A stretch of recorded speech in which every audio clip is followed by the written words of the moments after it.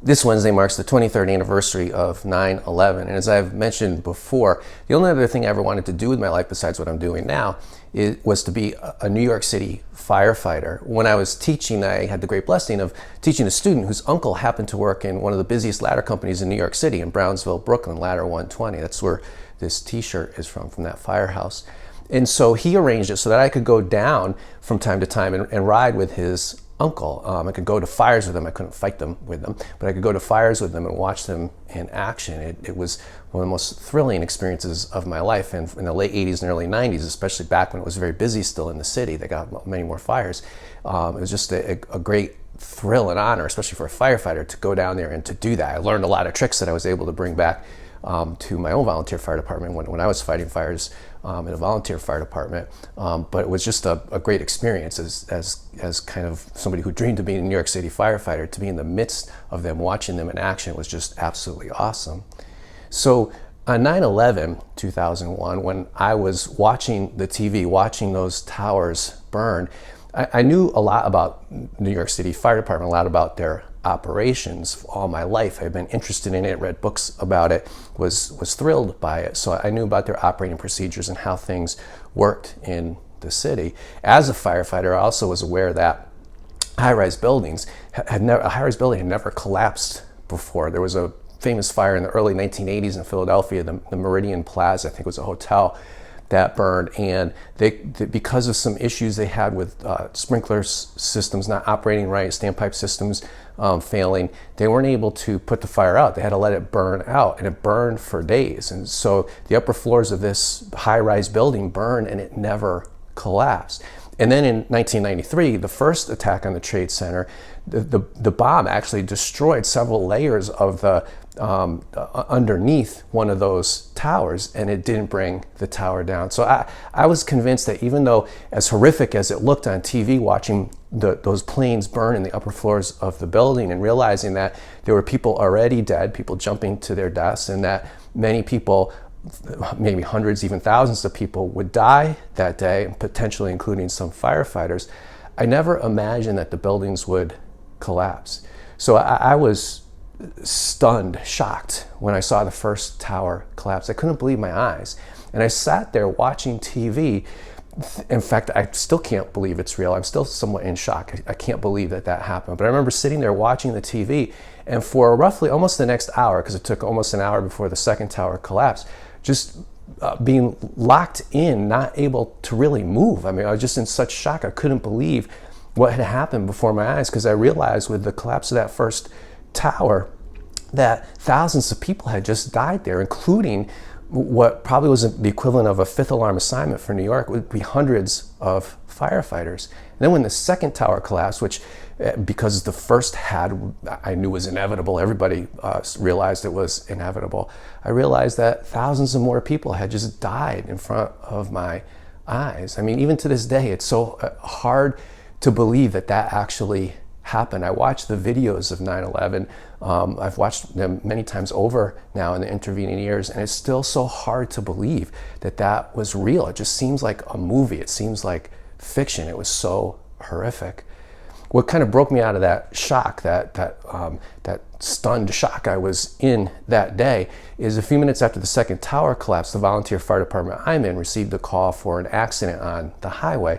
And so I ran up to the firehouse, jumped on the rig, and we went out to this accident, which came in as a potential extrication. It turned out not to be, so we got dismissed quickly. And I remember riding in the back of that rig back to the firehouse with one of my good friends who used to go down with me a lot to New York City, and we visited different firehouses. We have friends in different firehouses. We used to ride with them at times, or we would just go to fires. It's called buffing. We would chase them and watch them in action at fires. I remember sitting there, and I didn't have words. When bad things happen, normally I can find a silver lining. I can find something good in it. I can find something hopeful about it. And I remember looking at him and thinking, this sucks. There's nothing to say about this. What do we say about what just happened? Both of us realized that thousands were dead, hundreds of firefighters included, and potentially some of our friends that were on the fire department, might have died in that tragedy. I never have felt so hopeless as I did that day. I remember sitting in the back of that rig. That was the most hopeless moment of my life. And the only thing that got me through 9/11, the only thing that gets me through anything in life is my faith.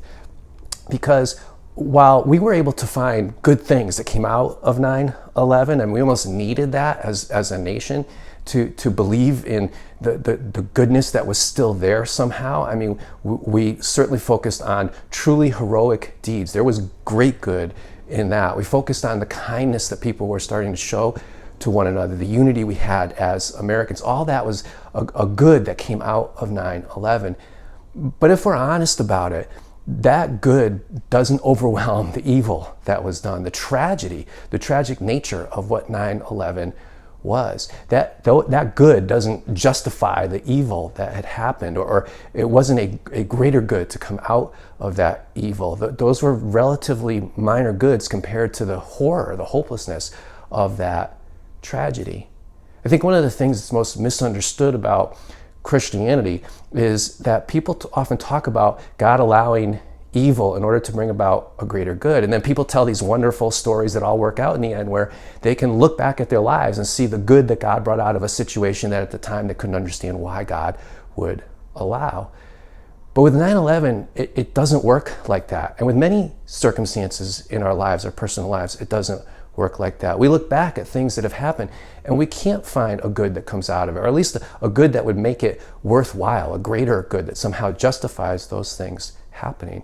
But that's not the Christian message. The Christian message isn't that you will see later on down the road why God let bad things happen to you. That's not the point. That's not what Christian revelation says. That's not what Jesus said. In fact, in Matthew 12, Jesus, when the scribes and Pharisees are demanding a sign from him, he says, "No sign will be given but this."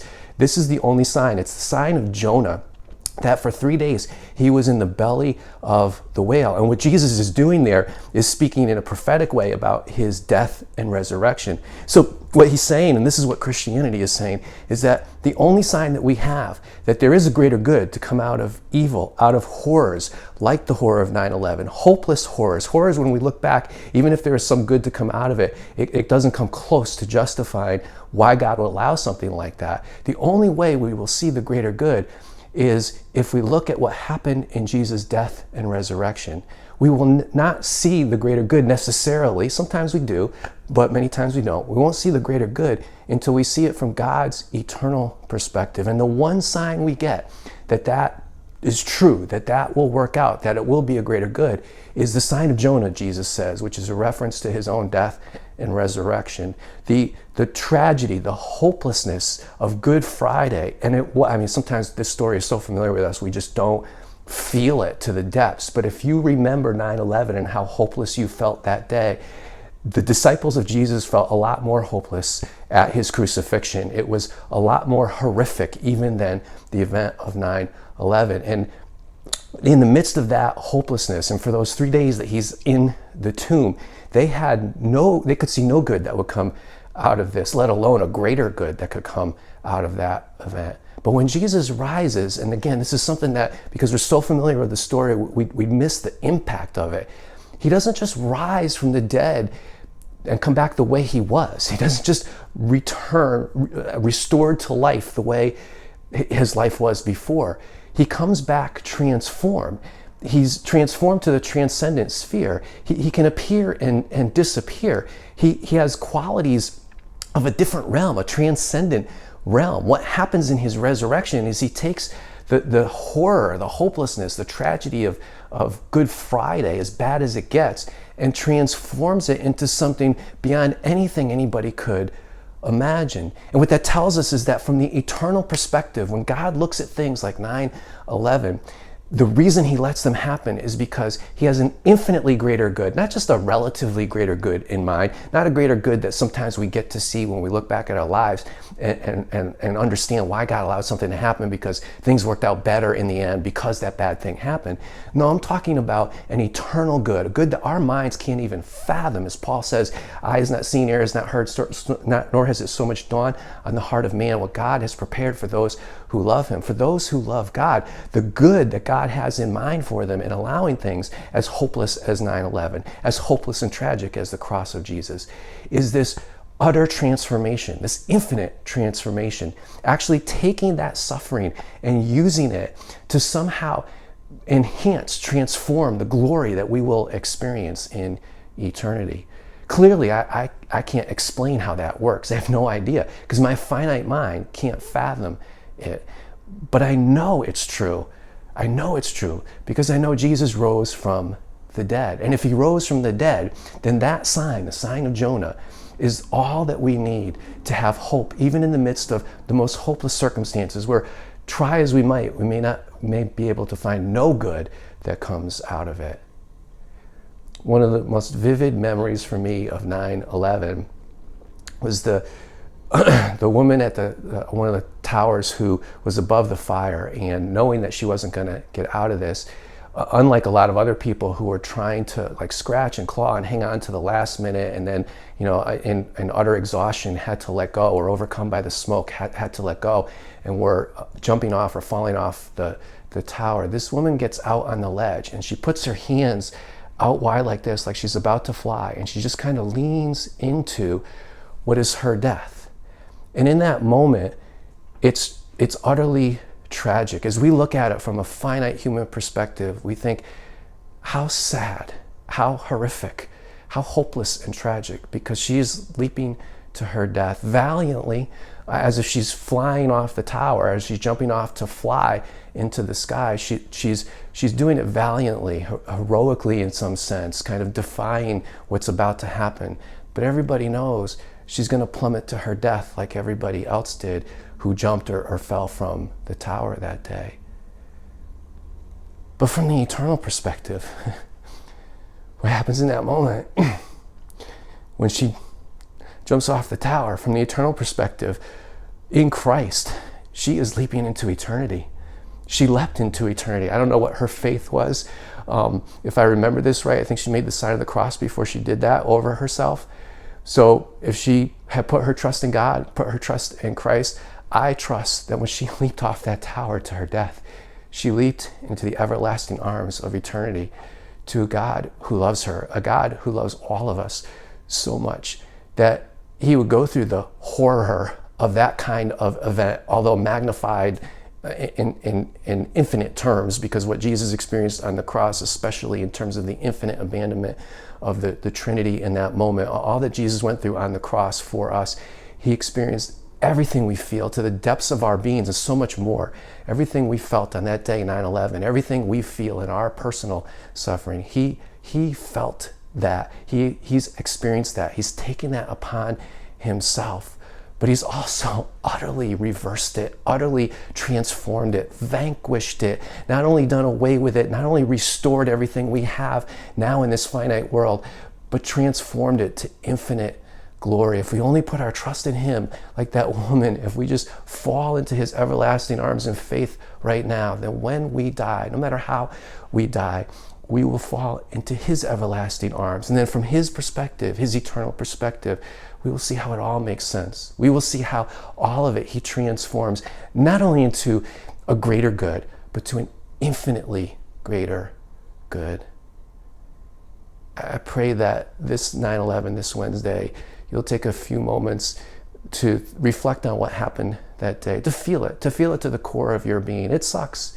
Every 9/11, when I watch the videos of it and I think about it, it brings me to tears, and I don't come to tears easily. It does suck. It was a hopeless day, a terrible tragedy. And while we can look back and see some good things that came out of it, and certainly there were the heroism of that day, the unity that the way we came together as Americans in the aftermath of 9/11, all that is good. But the greatest good that God had in mind when creating a world where these kinds of things happen, obviously he doesn't cause them. He wasn't responsible for doing it, but he allows it. And the only reason he allows it is because he knows he can take something even as evil and tragic as that and transform it not just into a greater good, but to an infinitely greater good. And I pray that this 9/11, you will take a few moments to contemplate that, to see the God who is, the God who went into a tomb for 3 days, but rose, returned to glory, and who promises that same glory forever for whoever wants it, whoever wants to put their trust in him, whoever wants his love, who wants to leap into the everlasting arms of his love now and forevermore.